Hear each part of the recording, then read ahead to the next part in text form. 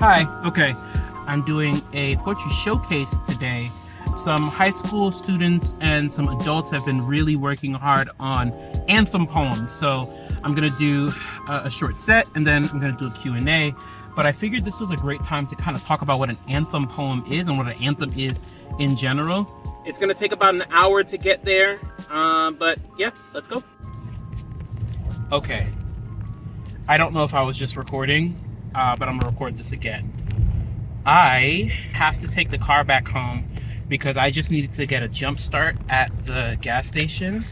The car would not start. Once I got the jump, the guy there said that my car needed a new alternator and that my battery was dead. Now, he said that if I turn my car off, I will not be able to turn it back on. And that is a problem if I am driving to my gig. So I'm bringing the car home. I'm gonna find some street parking and then I'll probably have to get it towed tomorrow to try and fix it or something. And then I'm gonna call an Uber.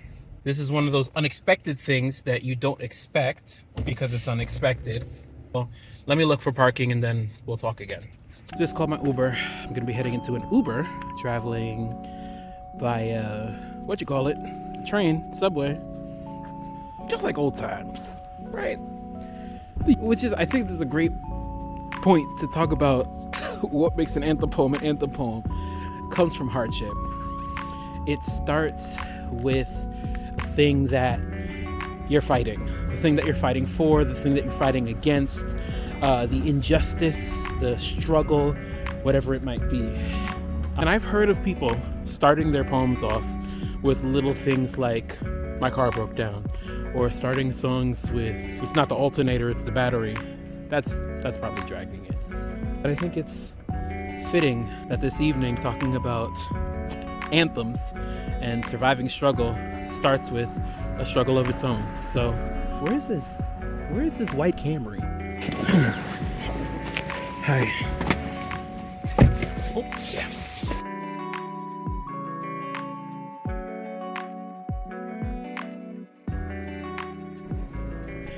All right, there was actually an easier way that I could have taken to get to this train station.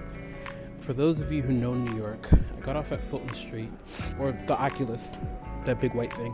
I feel like I walked clear across the island of Manhattan, which is not helping this whole hardship thing with the struggles that I've been having this evening.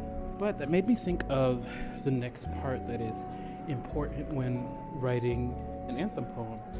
One of the most important things, and I think this is not just for anthem poems, but I think this is just in general, you gotta be realistic about the struggles, right? I have a clip of me walking through one of the platforms. It was hard. There was a lot of people there. It just makes me think about how when we're telling our stories, an important part of the triumph is the actual struggle. You actually have to tell your story and try not to skip any of it.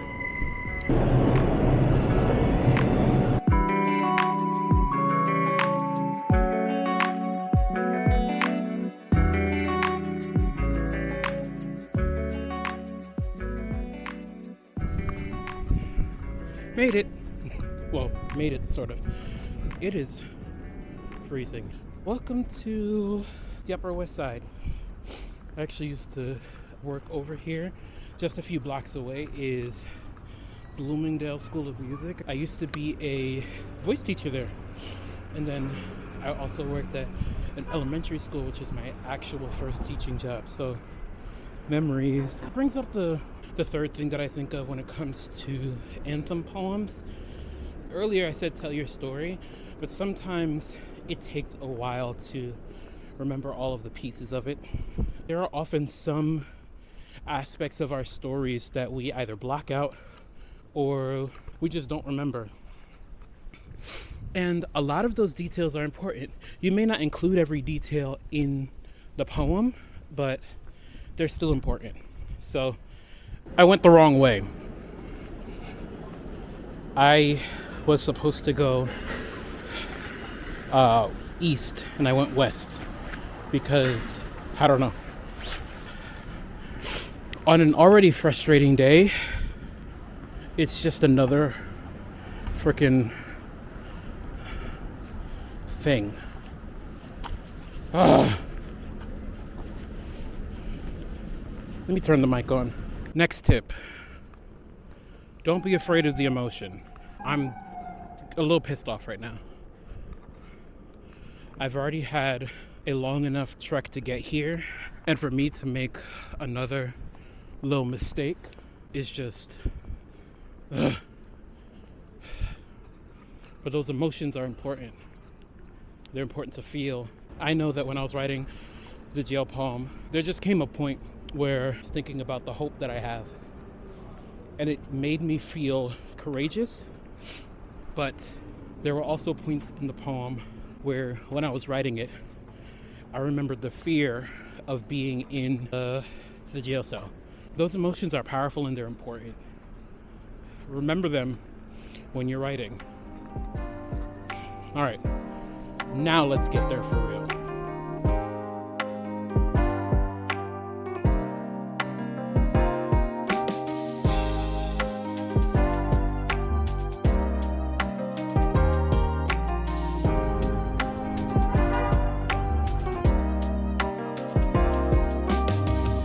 Made it.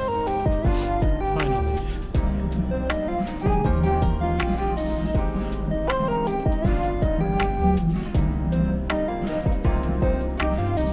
I think this is the first time I'm in a green room that's actually green.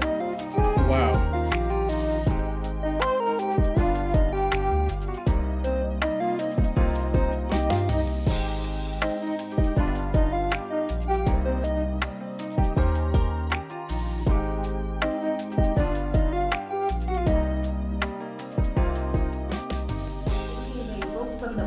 Religiosity only to be enchanted by another master where their soul is his feet.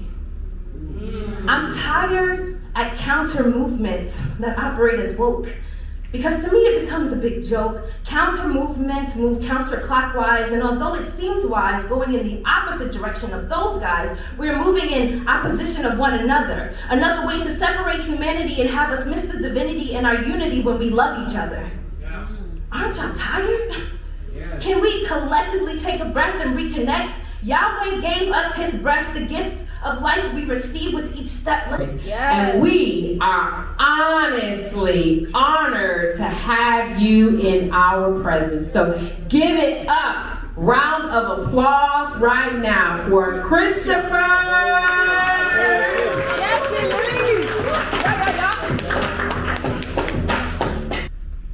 I wanna be ready. I wanna be ready. I wanna be ready, Lord, ready to put on my long white robe. I wasn't planning on doing it. One of the things that I remember saying to one of the poets at a feedback session a week ago, we were talking with a poet, and this poet was writing a very, very emotionally charged poem. And one of the things I said was, make sure you take time when you're writing.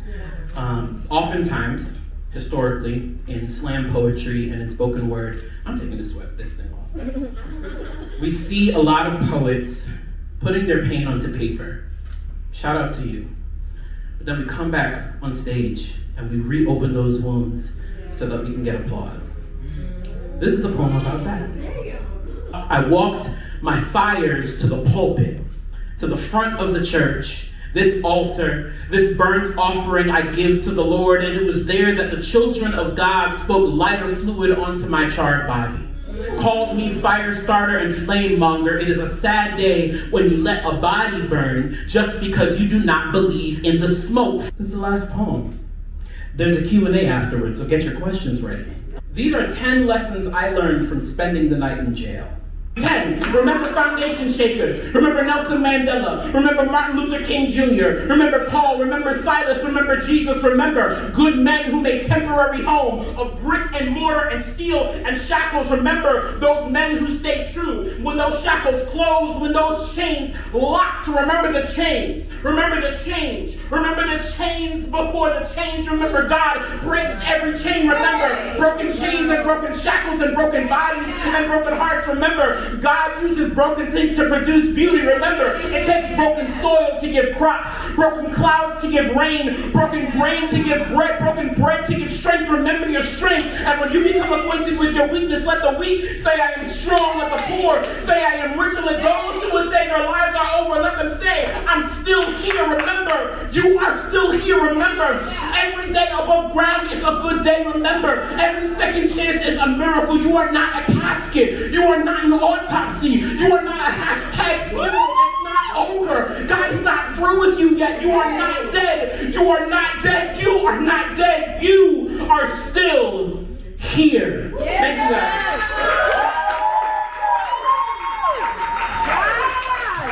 Again, my name is Lilley. Thank you guys for listening. I appreciate it. Yes, Lilley. Lilley, I'm lost. I'm confused. I don't know what's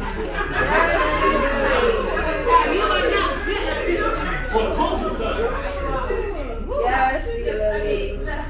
Yes. Oh my gosh, I'm just trying to catch my breath. Give it up for Steve. I don't even know what to say. It just had me there, and I'm like trying to not get emotional about the words that you said and the truth that you shared. Because it was rich, it was deep, and I believe it touched a lot of people here. So good brother, please keep it up. So now is the time where we're supposed to have some Q&A for our featured poets. I'd love for you to talk a little bit about your early days and finding your way to make art. How do you find your way to poetry? First of all, I wasn't trying to write poetry. My best friend, shout out to Damone, my best friend forced me to join a poetry group at my church. He was like, I see something in you. And I was like, you're looking in the wrong place.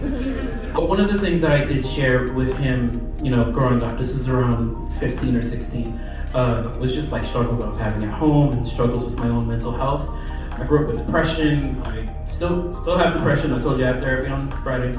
My friend was already using poetry just as an outlet, not even to perform, but just as a way to get the words out in spaces where he might not be able to.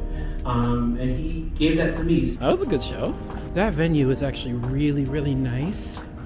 It's not in a spot that I'd expect it to be, which is not a bad thing. Shout out to the poets. Gonna get some food. I'm gonna go home.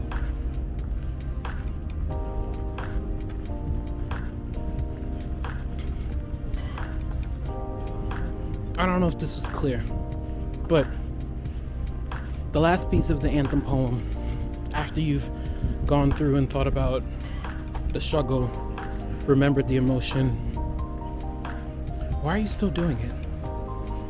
What's keeping you from giving up? Is it defiance? Is it anger? Is it hope? Put that in it. All right, bye.